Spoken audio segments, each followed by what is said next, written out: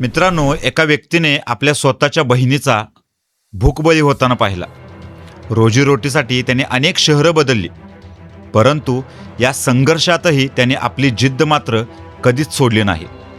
एक असा अवलिया ज्याने आयुष्यामध्ये सगळं काही भोगलं, सगळं सोसलं, अगदी 18 विश्व दारिद्र्य अनुभवलं, फाळणीनंतरच्या उलतापालती पाहिल्या, त्या सगळ्या गोष्टींचा भीषण अनुभवही घेतला, रोजीरोटीसाठी अनेक शहरं पालती घातली. हे करत असताना त्याला स्वतःचीच नवीन ओळख झाली आणि सुरू झाला एक असा प्रवास एका रिक्षा चालकाचा, जो जगप्रसिद्ध लेखक बनण्यापर्यंतचा. नमस्कार, मी रोहित पाटील आणि तुम्ही पाहत आहात थेट वास्तव, जिथे अशाच इन्स्पिरेशनल स्टोरी ऐकवल्या जातात. स्क्रीनवरती तुम्हाला एक नंबर दिसत असेल.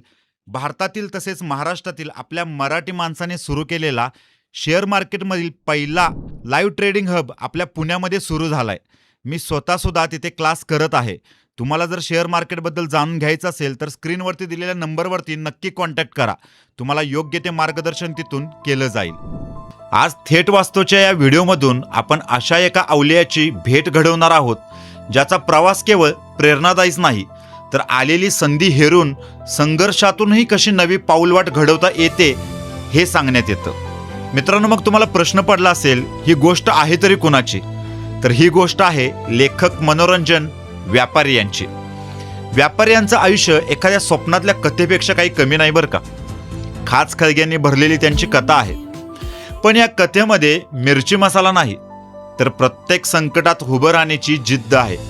त्याच जिद्दीची ही गोष्ट आहे.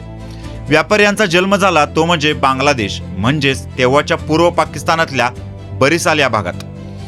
ते अवघे 3 वर्षांचे असताना त्यांचं कुटुंब पश्चिम बंगालमध्ये आलं. सुरुवातीच्या काळामध्ये एका छावणीत त्यांच्या कुटुंबाला विस्थापित म्हणून राहावं लागलं. तिथलं बेहाल करणारं जगणं त्यांनी अनुभवलं. त्यामुळे वयाच्या 14व्या वर्षी त्यांनी आपलं घर सोडलं. गुवाहाटी, वाराणसी, दार्जिलिंग, लखनौ, दिल्ली आणि अलाहाबाद अशा शहरांमध्ये त्यांनी तुटपुंज्या पगारामध्ये काम केलं. पण त्यात त्यांचं मन काही रमत नव्हतं. शेवटी 1973 मध्ये ते पुन्हा कोलकात्याला निघून आले. त्यांचं बालपण चहा विकण्यात, बकऱ्या, गायी चारण्यात गेलं. लहानपणी भुकेमुळे आपल्या मोठ्या बहिणीचा जीव जाताना त्यांनी पाहिला होता. काही काळ ते छत्तीसगडमधल्या नक्षलवाद्यांच्या संपर्कात आले होते. त्यामुळे जवळपास 26 महिने त्यांना जेलची हवा सुद्धा खावी लागली. जेलमधल्या आपल्या सहकाऱ्यांकडूनच त्यांनी बंगाली अक्षरांची तोंडओळख करून घेतली. बाहेर आल्यावर त्यांना बऱ्यापैकी बंगाली लिहिता वाचता येत होतं. पण पोटा पाण्याची सोय व्हावी म्हणून त्यांनी रिक्षा चालवली. साल 1980 हा किस्सा फार महत्त्वाचा आहे. कोलकात्याच्या यादवपूर भागात विद्यासागर ज्योतिष रॉय नावाचं एक कॉलेज आहे. त्या कॉलेजच्या जवळ एक रिक्षा स्टँड होतं. असंच एकदा एक पुस्तक वाचत असताना जिजीविषा या शब्दापाशी येऊन ते अडकले. त्याचा अर्थ त्यांना समजत नव्हता. आजूबाजूच्या इतर दोस्तांना त्यांनी शब्दांचा अर्थ विचारला, पण त्यांनाही काही कळेना. उलट यावरून त्यांची टिंगलटवाणी केली गेली. पण त्यांना मात्र या एका शब्दानं स्वस्थ बसू दिलं नाही. जिजीविषा या एका शब्दाच्या अर्थाची उत्कंठा त्यांना सतावत होती. कॉलेजच्या आसपास त्यांच्या वारंवार फेऱ्या व्हायच्या. असंच एकदा कॉलेजच्या मेन गेटमधून एक मध्यम वयाची महिला त्यांना बाहेर येताना दिसली. सुती साडी नेसलेली आणि एक पिशवी खांद्यावर घेतलेली महिला काही तरुणींशी बोलत होती. ही महिला कोणीतरी प्रोफेसर असावी असं त्यांना मनातल्या मनात वाटत होतं. रिक्षा सुरू झाली. प्रश्न विचारावे की नाही या विचारात ते होते. शेवटी मनाची तयारी करून, मी तुम्हाला एक प्रश्न विचारू शकतो का, असं त्यांनी विचारलं. जिजीविषाचा अर्थ काय? एका रिक्षा चालकाच्या या प्रश्नानं त्या अवाक झाल्या. त्यांनी उत्तर दिलं, जगण्याची इच्छा. या उत्तरानं त्यांचं समाधान झालं. तुला हा शब्द कुठं मिळाला? रिक्षात बसलेल्या त्या प्रवासी महिलेने विचारलं. त्यानं आपल्या सीट खालच्या बॉक्समधून एक पुस्तक काढलं. मी अमिगर्भ नावाची कादंबरी वाचतोय, यामध्ये हा शब्द सापडला. या शब्दानं मन अस्वस्थ केलं. ज्या पुस्तकातल्या एका शब्दाच्या अर्थामुळे आपण अडलो, त्याचा अर्थ थेट पुस्तकाच्या लेखिकेकडून मिळेल याची कल्पनाही रिक्षा चालक असलेल्या मनोरंजन व्यापारी यांना तेव्हा नव्हती. त्या होत्या ज्ञानपीठ पुरस्कार विजेत्या सुप्रसिद्ध लेखिका महाश्वेता देवी. साहित्य विश्व नेमकं काय असतं हे समजावं इतकं मनोरंजन व्यापारी यांचं वाचनही नव्हतं. तशी परिस्थितीही नव्हती. पण एक रिक्षा चालक म्हणून मनोरंजन व्यापारी यांच्या आयुष्यातला हा प्रसंग टर्निंग पॉइंट ठरला. महाश्वेता देवी यांनी त्यांना आपल्या मॅगझिनमध्ये लिहिण्याची ऑफर दिली. तोपर्यंत एका मोठ्या लेखिकेची ओळख त्यांना व्हायची होती. थेट लिहिण्याचा प्रस्ताव मिळणं ही गोष्ट त्यांच्यासाठी एखाद्या धक्क्यापेक्षा कमी नव्हती. मी अशिक्षित आहे, शाळेतही गेलो नाही, आजपर्यंत वाचायला शिकलोय ते माझ्या प्रयत्नातून. आजही शब्दांची मोडतोड करूनच वाचतोय. अशा स्थितीत लिहायचं काम कसं करू शकतो? या त्यांच्या नकारात्मक उत्तरानं त्या विचलित झाल्या. आपलं मॅगझिन समाजातल्या गरीब, आदिवासी आणि मागासलेल्या कहाण्यांवर असल्याचं त्यांनी सांगितलं. शिवाय तू चांगलं लिहू शकतोस हा विश्वास त्यांनी त्याला दिला. व्यापाऱ्यांनी त्यांच्याकडे पत्ता मागितला. त्यांनी पत्ता दिला आणि त्या तिथून निघून गेल्या.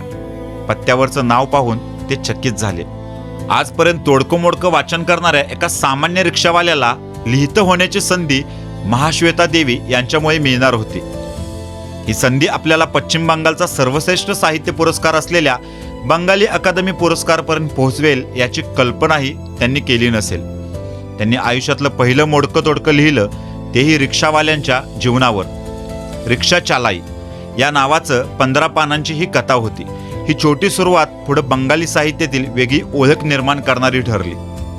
1981 मध्ये लेखक म्हणून त्यांचा प्रवास खऱ्या अर्थाने सुरू झाला. रिक्षा चालाई या छोट्या कथेनंतर जिजीविषा या टोपण नावाने बंगालच्या साहित्य विश्वात ते ओळखले जाऊ लागले.